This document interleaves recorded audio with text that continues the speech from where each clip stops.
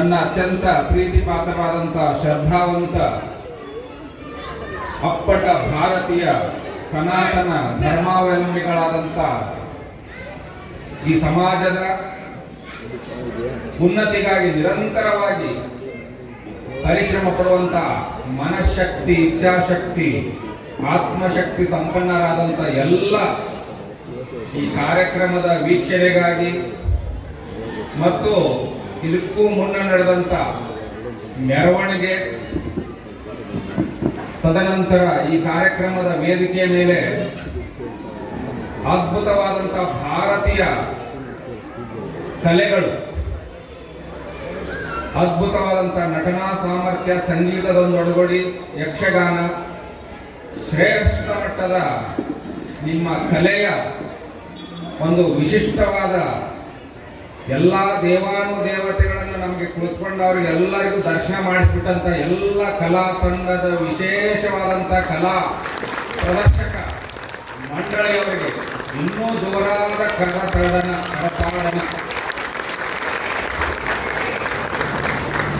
ಯಾವುದೇ ಒಂದು ಕಲೆ ಸುಮ್ಮನೆ ಕರಗತವಾಗಿರೋದಿಲ್ಲ.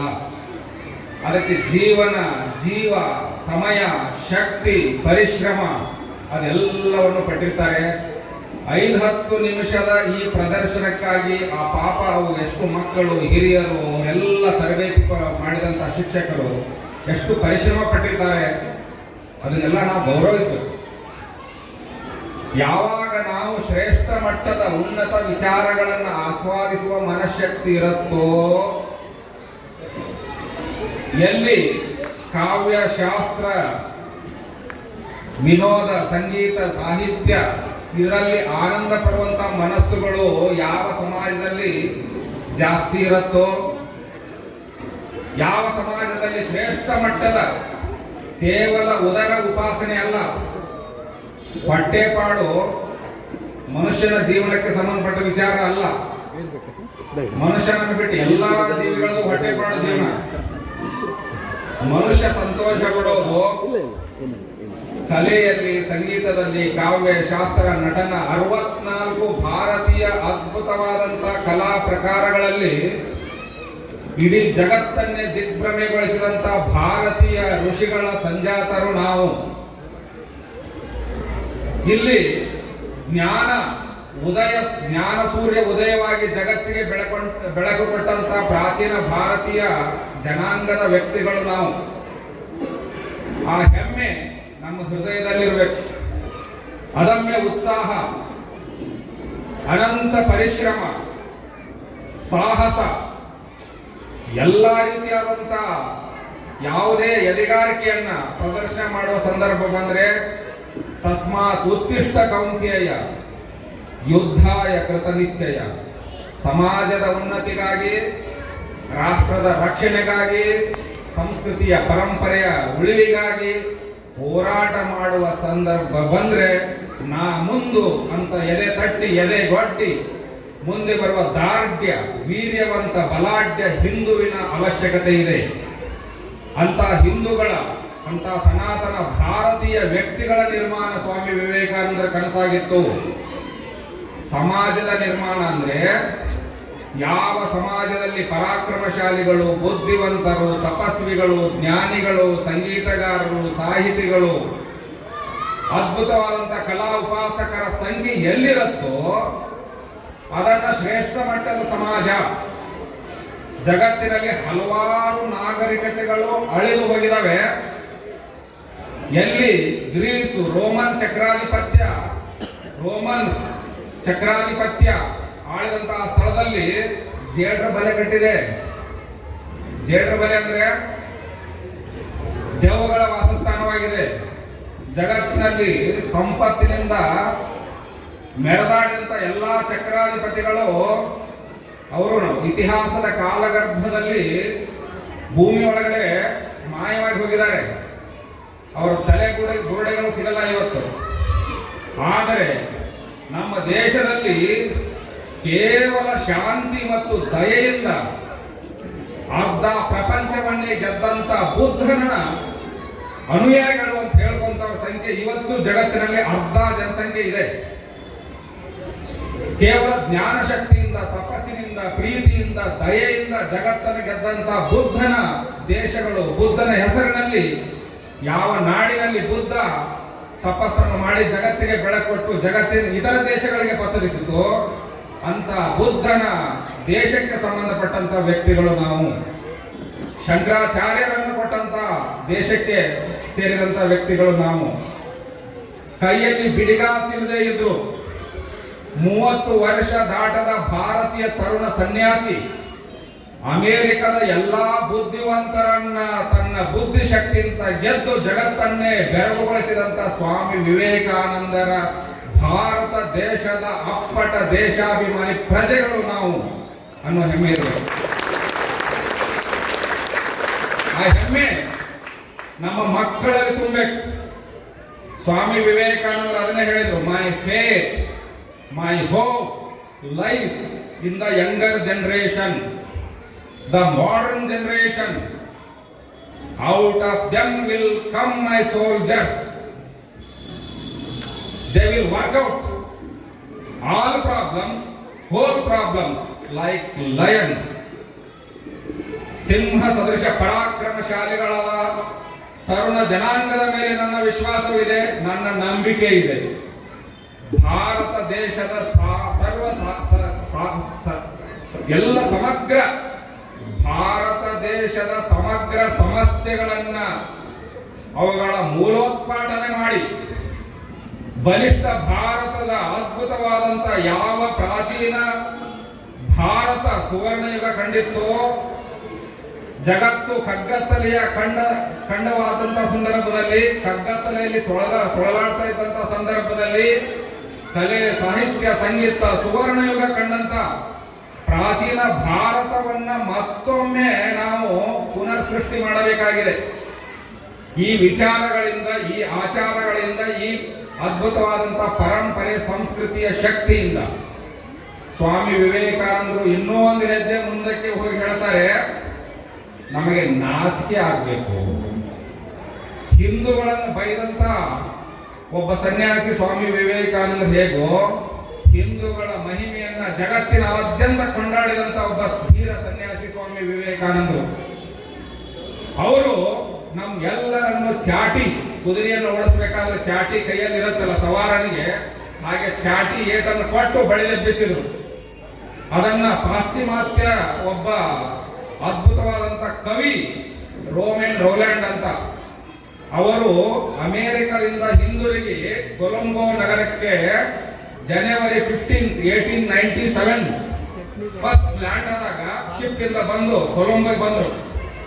ಅಲ್ಲಿ ಬಂದು ಕೊಲಂಬೋದಿಂದ ಅಲ್ಮೋರಾಕ್ಕೆ ಅಂತ ಉಪನ್ಯಾಸಗಳ ಸರಣಿ, ಒಂದೊಂದು ಉಪನ್ಯಾಸದ ಅದ್ಭುತ ವಿಚಾರ. ಕೊಲಂಬೋದಿಂದ ಅಲ್ಮೋರಾಕ್ಕೆ ಅಂತ ಒಂದು ಪುಸ್ತಕ ಇದೆ ನಮ್ಮ ರಾಮಕೃಷ್ಣ ಆಶ್ರಮದಲ್ಲಿ.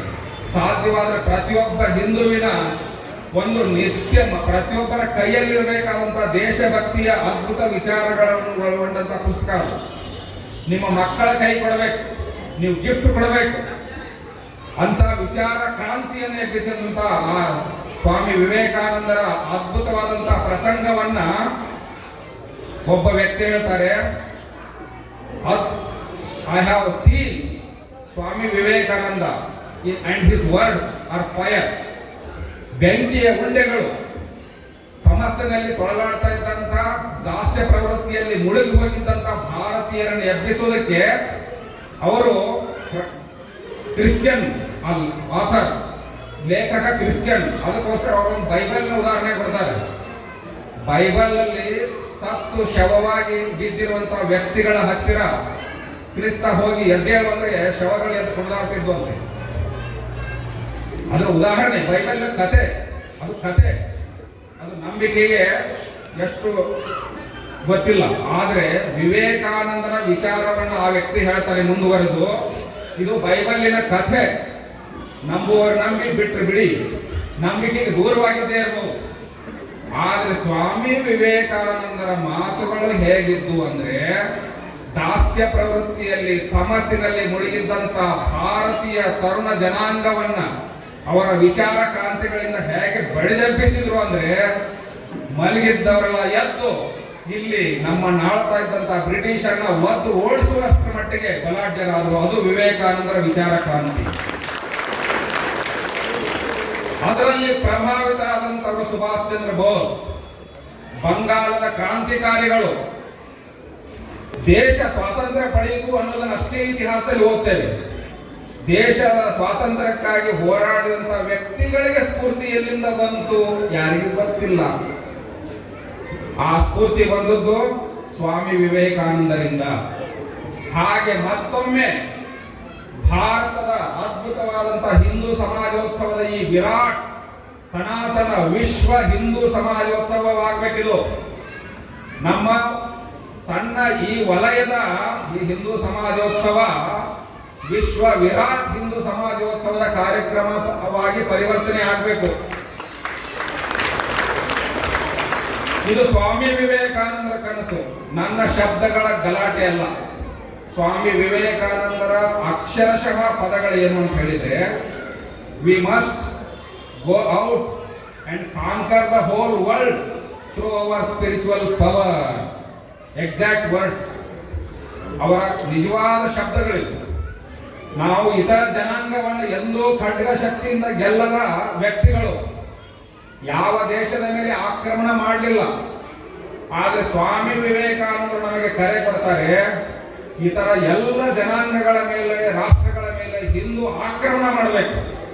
ಖಡ್ಗದಿಂದ ಅಲ್ಲ, ವಿಚಾರ ಕ್ರಾಂತಿಯಿಂದ, ಆಚಾರ ಸಂಹಿತೆಯಿಂದ, ನಮ್ಮ ಭರತನಾಟ್ಯದ ಮೂಲಕ, ನಮ್ಮ ಸಂಗೀತದ ಮೂಲಕ ಈ ಸಭೆಯ ಮೇಲೆ, ಈ ಅದ್ಭುತವಾದಂತ ಸುಂದರ ವೇದಿಕೆಯ ಮೇಲೆ ಇಲ್ಲಿ ರಾಮ ಬಂದ, ಕೃಷ್ಣ ಬಂದ, ಆಂಜನೇಯ ಬಂದ, ಸೀತಾಮಾತೆ ಬಂದು ಎಲ್ಲಾ ದೇವಾನುದೇವತೆಗಳ ಅನಾವರಣ ಪ್ರದರ್ಶನ ಮತ್ತು ಅವರ ವಿರಾಟ್ ದರ್ಶನ ಮಾಡಿಸಿದ್ರು ನಮ್ಮ ಕಲಾ ಸಂಘದ ವ್ಯಕ್ತಿಗಳು. ಅದನ್ನು ನೋಡಿದಾಗ ನಿಮ್ಮಲ್ಲಿ ಮೈ ರೋಮಾಂಚನವಾಗಿ ನಿಮ್ಮ ಕೂದಲುಗಳು ಎದ್ದೇಳಬೇಕು, ಮೈ ನಿಮಿರೇಳಬೇಕು, ರಕ್ತ ಕುದಿಬೇಕು. ಅಂತ ಭವ್ಯ ಭಾರತದ ಅದ್ಭುತವಾದ ಪರಂಪರೆಗೆ ಸೇರಿದ ವ್ಯಕ್ತಿಗಳು ನಾವು ಅನ್ನುವಂತ ಹೆಮ್ಮೆ ಇರಬೇಕು. ಸ್ವಾಮಿ ವಿವೇಕಾನಂದರು ಒಂದು ಮಾತನ್ನು ಹೇಳ್ತಾನೆ, ಕೇಳಿಸ್ಕೊಳ್ಳಿ. ಒಂದೇ ಉಸಿರಿನಲ್ಲಿ ಅಮೆರಿಕದ ವೇದಿಕೆ ಮೇಲೆ ಭಾರತೀಯ ಈ ತರುಣ ಸನ್ಯಾಸಿ ಹೇಳ್ತಾರೆ, ಇಡೀ ಜಗತ್ತಿಗೆ ಯಾವ ಭಾರತೀಯ ಆರ್ಯ ಋಷಿಗಳ ಜ್ಞಾನ ಸಂಪತ್ತಿಗೆ, ಅವರ ತಪಸ್ಸಿಗೆ, ಅವರ ವೈಜ್ಞಾನಿಕ ವಿಚಾರ ಕ್ರಾಂತಿಯ ನವ ನವ ಅನ್ವೇಷಣೆಗಳಿಗೆ ಹೋಲಿಸಿದರೆ ಇಂದಿನ ನಿಮ್ಮ ಯುರೋಪಿನ ಮತ್ತು ಪಾಶ್ಚಿಮಾತ್ಯ ಜಗತ್ತಿನ ನವನವ ಅನ್ವೇಷಣೆಗಳೂ ಕೂಡ ಅತಿ ಚಿಕ್ಕ ಮಕ್ಕಳ ಆಟಿಕೆ ಸಾಮಾನುಗಳೇನೋ ಅಂತ ನೆಗ್ಲೆಕ್ಟ್ ಮಾಡುವಷ್ಟು ಮಟ್ಟಿಗೆ ನಗಣ್ಯವಾಗಿ ತೋರುವಂತ ಶ್ರೇಷ್ಠ ಮಟ್ಟದ ಜ್ಞಾನ ಸಂಪತ್ತನ್ನ ಜಗತ್ತಿಗೆ ಕೊಟ್ಟಂತ ಭವ್ಯ ಭಾರತದ ಪ್ರಾಚೀನ ಋಷಿ ಪರಂಪರೆಯ ಪ್ರತಿನಿಧಿ ನಾನು. I am a representative, ambassador, cultural, spiritual ambassador of ancient India. We believe not only in toleration, we believe not only in universal toleration, we accept universal toleration. ಬರೀ ನಂಬೋದಿಲ್ಲ, ಅದನ್ನು ಸ್ವೀಕಾರ ಮಾಡ್ತೇವೆ. ಅಷ್ಟೇ ಅಲ್ಲ, ಜಗತ್ತಿಗೆ ಬೇರೆ ಬೇರೆ ದೇಶಗಳಲ್ಲಿ ಜನಾಂಗದಲ್ಲಿ ಧರ್ಮದ ಹೆಸರಿನಲ್ಲಿ ಕ್ರೌರ್ಯದ ಮೂಲಕ, ಹಿಂಸೆಯ ಮೂಲಕ ಜನರನ್ನ ಕೊಲೆ ಮಾಡಿ ಓಡಿಸಿ ಅವರ ಮನೆ ಮಠಗಳನ್ನ ಈಗ ಇತ್ತೀಚೆಗೆ ಬಾಂಗ್ಲಾದೇಶದಲ್ಲಿ ನೀವೇನು ನೋಡ್ತಾ ಇದ್ದೀರೋ, ಇತಿಹಾಸದಲ್ಲಿ ಬಾಂಗ್ಲಾದಲ್ಲಿ ಹಿಂದೂಗಳನ್ನು ಕೊಂದಂತ ಒಂದೇ ಘಟನೆ ನಡೆಯಲಿಲ್ಲ. ಕೇವಲ 4 ಜನ ಹಿಂದೂಗಳನ್ನ ಕೊಲ್ಲುವ ವಿಡಿಯೋ ನೋಡಿ ನಮ್ಗೆ ತಡ್ಕೊಳಕ್ಕಾಗಲಿಲ್ಲ. ಆದರೆ ಸ್ವಾತಂತ್ರ್ಯ ಸಂದರ್ಭದಲ್ಲಿ 1947ನಲ್ಲಿ ಮೋರ್ ದೆನ್ 35% ಇದ್ದಂತ ಬಾಂಗ್ಲಾದೇಶದ ಪಾಪ್ಯುಲೇಷನ್ ಎಲ್ಲಿ ಹೋಯಿತು? ಇವತ್ತು ಬರೀ 12%, 8%, 5% ಅಂತ ಹೇಳ್ತಾರೆ. ಕಳೆದ 2 ವರ್ಷದಿಂದ 5%, 8% ಬಂದಿದೆ. 35% ಇದ್ದದ್ದು 8% ಆಗಿದ್ರೆ ಅಲ್ಲಿಯ ಹಿಂದೂಗಳೆಲ್ಲ ಎಲ್ಲಿ ಹೋದ್ರು? ನೀವೆಲ್ಲ ವಿಡಿಯೋದಲ್ಲಿ ನೋಡ್ತಾ ಇದ್ರಲ್ಲ, ಹಾಗೇ ಹೋದ್ರು. ನಮ್ಗೇನೂ ಅನಿಸ್ಲಿಲ್ಲ, ಯಾಕಂದ್ರೆ ನಮಗೇನು ಟಚ್ ಆಗ್ಲಿಲ್ವಲ್ಲ. ಹಿಂದೂಗಳಿಗೆ ಅವ್ರ ಮನೆಗೆ ಬೆಂಕಿ ಬೀಳದೇ ಇದ್ರೆ ಅವ್ರಿಗೆ ಅರ್ಥವಾಗಲ್ಲ. ನಮ್ಮನೆಗೆ ಬೆಂಕಿ ಪಕ್ಕದ ಮನೆಗೆ ಬೆಂಕಿ ಬಿದ್ದಾಗ ಅರ್ಥವಾಗಲ್ಲ. ಅದಕ್ಕೆ ಸ್ವಾಮಿ ವಿವೇಕಾನಂದ ಹೇಳಿದ್ರು, arise, awake, stop not till the goal is reached. ಒಬ್ಬ ಹಿಂದೂ ಯಾವುದೋ ಸಣ್ಣ ಆಸೆಗೆ ಅನ್ಯ ಧರ್ಮಕ್ಕೆ ಮತಾಂತರ ಹೊಂದಿದ್ರೆ ಏನು ನಷ್ಟ ಅಂತ ಒಬ್ಬ ವ್ಯಕ್ತಿ ಕೇಳಿದ್ರು ಅವರನ್ನು. ಎಂತ ನಷ್ಟ ಅಂತ ಸ್ವಾಮಿ ವಿವೇಕಾನಂದರ ಭಾಷೆ ಕೇಳಿ, ನಷ್ಟ ಅಲ್ಲ, ಒಬ್ಬ ವ್ಯಕ್ತಿ ಹೋದ ಅನ್ನೋ ವಿಷಯ ಅಲ್ಲ, ಒಬ್ಬ ಶತ್ರು ನಮಗೆ ಎದುರಿಗೆ ಬಂದ ಅಂತ ಅರ್ಥ, ಒಬ್ಬ ಶತ್ರು ನಿರ್ಮಾಣವಾದ ಅಂತ ಅರ್ಥ. ಒಬ್ಬ ವ್ಯಕ್ತಿಯನ್ನು ಕಳ್ಕೊಂಡಿವೆ ಅನ್ನೋದಲ್ಲ, ಒಬ್ಬ ಶತ್ರುವನ್ನು ಸೃಷ್ಟಿಸಿಕೊಂಡಿದ್ದೇವೆ ಅನ್ನೋ ಲೆಕ್ಕ. ಹಾಗೆ ಸ್ವಾಮಿ ವಿವೇಕಾನಂದರ ವಿಚಾರವನ್ನ, ಈ ರಾಷ್ಟ್ರ ಜಾಗೃತಿಯ ವಿಚಾರವನ್ನ, ರಾಷ್ಟ್ರ ಪುನರ್ ನಿರ್ಮಾಣದ ವಿಚಾರವನ್ನ, ಹಿಂದೂ ವಿರಾಟ್ ಸಂಸ್ಕೃತಿಯ ಅನಾವರಣದ ವಿಚಾರವನ್ನ ನಾವೆಲ್ಲ ಹಿಂದೂಗಳ ಮನೆಗೆ ಅವರು ಮಲ್ಕೊಂಡಿದ್ರೆ ಅವ್ರ ಬಾಗಲನ್ನು ಬಡದು ಅವರ ಕುಂಭಕರ್ಣ ನಿದ್ದೆಯಿಂದ ಎಬ್ಬಿಸಿ ಅವರನ್ನ ಮನೆಯಿಂದ ಹೊರಗೆ ಕರ್ಕೊಂಡ್ಬಂದು ಇಂಥ ವಿಶಾಲವಾದ ಪ್ರಾಂಗಣದಲ್ಲಿ ನಿಲ್ಲಿಸಿ ಪ್ರಾಚೀನ ಗತವೈಭವದ ವಿಚಾರಗಳನ್ನು ಹೇಳ್ತಾ ಮತ್ತು ಸ್ವಾಮಿ ವಿವೇಕಾನಂದರು ನಮ್ಮ ಮುಂದೆ ಇಟ್ಟಿದ್ದಾರೆ ಭವ್ಯ ಭಾರತ ನಿರ್ಮಾಣ, ಹಿಂದೂ ಸಮಾಜದ ಅದ್ಭುತವಾದಂತ ಪುನರುಜ್ಜೀವನ. ಈ ವಿಚಾರಗಳಿಂದ ನಾವು ಮತ್ತೊಮ್ಮೆ ಹಿಂದೂ ಜನಾಂಗವನ್ನ, ಸನಾತನ ಭವ್ಯ ಭಾರತೀಯ ಜನಾಂಗವನ್ನ ಬಡಿದೆಬ್ಬಿಸಬೇಕು. ಕೊನೆಯದಾಗಿ ನಿಮ್ಗೆ ನೆನಪಿರ್ಲಿ ಅಂತ 5 ವಿಷಯಗಳನ್ನು ಹೇಳಿ ನಾನು ನಿಲ್ಲಿಸ್ತೇನೆ. ಸಮಯ ಆಗಿದೆ. ಸುದೀರ್ಘ ವಿಚಾರಕ್ಕೆ ಇದು ವೇದಿಕೆಯೆಲ್ಲ ಗೊತ್ತು. ಇನ್ನು ಬೌದ್ಧಿಕವಾಗಿ ಮಾತನಾಡುವಂತ ಅತಿಥಿಗಳು ಇಲ್ಲಿದ್ದಾರೆ, ಸಂಪನ್ಮೂಲ ವ್ಯಕ್ತಿಗಳಿದ್ದಾರೆ. ಈ ಕಾರಣಕ್ಕಾಗಿ 5 ವಿಷಯಗಳನ್ನು ನೆನಪಿಟ್ಕೊಳ್ಳಿ. ನಿಮಗೆ ಇನ್ನೂ ಸರಳವಾಗಿ 5 ವಿಷಯಗಳನ್ನ, ಭಾರತೀಯ ಪರಂಪರೆ, ಸಂಸ್ಕೃತಿ, ಹಿಂದೂ ಸಮಾಜೋತ್ಸವ ಅಂದ್ರೆ ಏನು ಅಂತ ನೀವು ಎಲ್ಲರಿಗೂ ಹೋಗಿ ಹೇಳ್ಬೇಕು ಮನೆಗೆ. ಇವತ್ತು ಶ್ರೀನಿವಾಸ್ ಅವರು ಕಾರ್ಯಕ್ರಮ ಮಾಡಿದ್ರು, ಅವರ ಕಾರ್ಯಕರ್ತರ ಅಷ್ಟು ಅದ್ಭುತವಾದ ಪರಿಶ್ರಮ, ಅವ್ರ ಜೊತೆಗೆ ಬೆಂಬಲ ಇತ್ತು.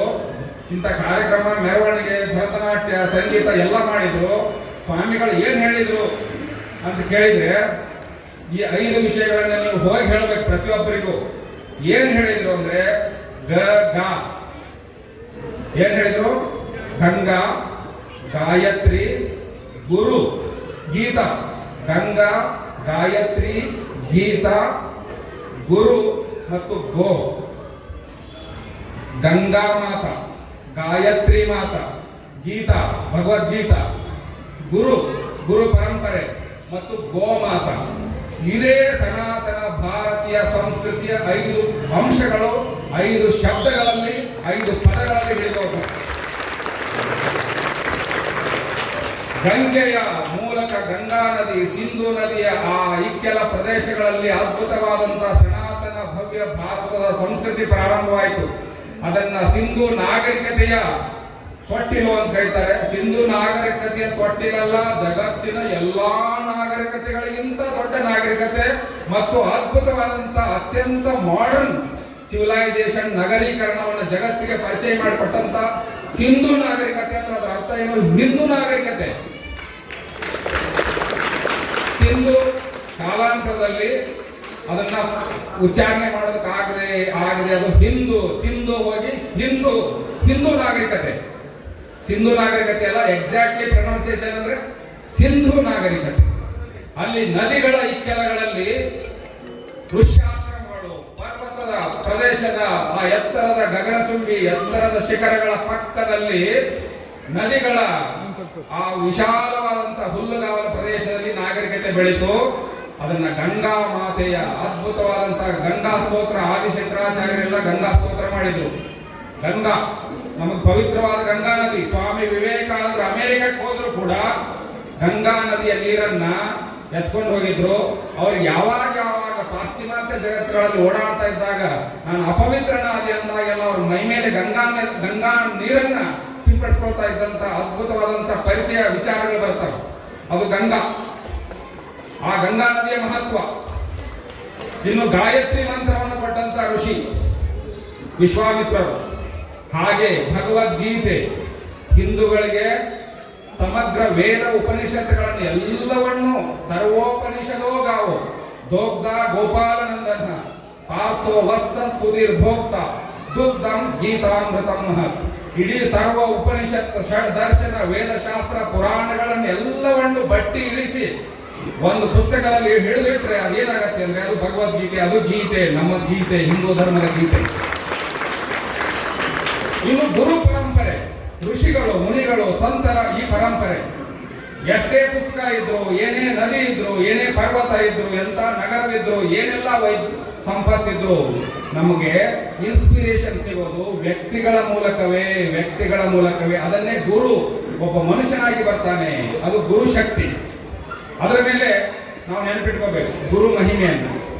ಹಾಗೆ ಏನ್ ಹೇಳ್ದಾಗಾಯ್ತು, ಗಂಗಾ, ಗಾಯತ್ರಿ, ಭಗವದ್ಗೀತಾ, ಗುರು, ಆಮೇಲೆ ಗೋಮಾತೆ. ಹಿಂದೂ ಧರ್ಮದ ನೂರಾರು ಅದ್ಭುತವಾದಂತ ಒಂದು ಪೂಜನೀಯ ವಸ್ತುಗಳಲ್ಲಿ ಗೋವನ್ನ ಅತ್ಯಂತ ಪರಮ ಪವಿತ್ರ, ಎಲ್ಲಾ ದೇವಾನುದೇವತೆಗಳ ಅಲ್ಲಿ ವಾಸ ಮಾಡ್ತಾರೆ ಅನ್ನುವ ಎಲ್ಲ ಒಂದು ಪೂಜೆ, ಮಂತ್ರ, ಹೋಮ, ಹವನ, ಉದ್ಘಾಟನೆ ಎಲ್ಲಕ್ಕೂ ಗೋ ಪೂಜೆ ಮಾಡ್ತಾರೆ. ಆ ಗೋ ಸಂಪತ್ತು ಯಾವ ದೇಶದ ಸಂಪತ್ತನ್ನ ಕರೆನ್ಸಿ ಡಾಲರ್ನಲ್ಲಿ ಅಳೆಯುವುದಕ್ಕಿಂತ ಪೂರ್ವದಲ್ಲಿ ಹಿಂದಿನ ಗುರುಕುಲದಲ್ಲಿ ಗೋ ಸಂಖ್ಯೆ ಎಷ್ಟಿದೆಯೋ ಅವರ ಸಂಪತ್ತನ್ನ ಗೋ ಸಂಖ್ಯೆಯ ಆಧಾರದ ಮೇಲೆ ಅಳಿತಾ ಇದ್ರು. ಗೋ ಸಂಪತ್ತು, ಗಜ ಸಂಪತ್ತು, ಭೂ ಸಂಪತ್ತು ಇತ್ಯಾದಿ. ಅದು ಗೋಮಾತ. ಹಾಗಾಗಿ ಇಡೀ ಸಂಸ್ಕೃತಿಯನ್ನ ಈ 5 ಪದಗಳಲ್ಲಿ ನಾನು ಹೇಳಿದ್ದೇನೆ. ಹಿಂದೂ ಸಮಾಜೋತ್ಸವದ ಈ ಕಾರ್ಯಕ್ರಮದಲ್ಲಿ ನೀವು ನೆನಪಿಟ್ಕೊಳ್ಬೇಕಾದದ್ದು ಈ ಗ, ಗ, ಗಿ, ಗಿ, ಗು, ಆಮೇಲೆ ಗೋ, ಈ ಗುರು ಮಂತ್ರ ಮತ್ತು ಗೋಮಾತ, ಈ ಎಲ್ಲ ಅಂಶಗಳನ್ನ ನಾವು ಇಡೀ ಸಮಗ್ರ ಸಂಸ್ಕೃತಿಯನ್ನ ಈ ಪದಗಳಲ್ಲಿದ್ದಾವೆ. ಇಂಥ ಪದಗಳನ್ನ ನೀವು ನಿಮ್ಮ ಮಕ್ಕಳಿಗೆ ಹೇಳಿ. ಈ 5 ಪದಗಳಲ್ಲಿ, 5 ಶಬ್ದಗಳಲ್ಲಿ ಇಡೀ ಸಂಸ್ಕೃತಿಯನ್ನ ಹಿಡಿದಿರಬಹುದು, ನೆನಪಿಟ್ಕೊಳ್ಳೋದಕ್ಕೆ ಸುಲಭವಾಗತ್ತೆ. ಇಂಥ ಭವ್ಯ ಭಾರತದ ಶ್ರೇಷ್ಠ ಪ್ರಜೆಗಳು ನಾವು ಅನ್ನುವಂಥ ಮಾತನ್ನು ಹೇಳ್ತಾ ಸಮಯ ಮೀರ್ತಾ ಇದೆ. ಅದಕ್ಕಾಗಿ ಶಾಂತವಾಗಿ ಕುಳಿತು ತದೇಕ ಚಿತ್ತರಾಗಿ ಮಗ್ನವಾಗಿ ಏಕಾಗ್ರತೆಯಿಂದ ಆಲಿಸಿದಂತ ಎಲ್ಲ ನಿಮ್ಮ ಆಸ್ತಿಕ ಹಿಂದೂ ಅಪ್ಪಟ ಭಾರತೀಯ ಹಿಂದೂ ಅಭಿಮಾನಿಗಳಿಗೆಲ್ಲರಿಗೂ ಕೂಡ ವಿಶೇಷವಾದ ಶಕ್ತಿಯನ್ನು ಭಗವಂತ ದಯಪಾಲಿಸಲಿ ಅಂತ ಪ್ರಾರ್ಥನೆ ಮಾಡ್ತಾ ನನ್ನ ಮಾತನ್ನು ಮುಗಿಸ್ತಾ ಇದ್ದೇನೆ.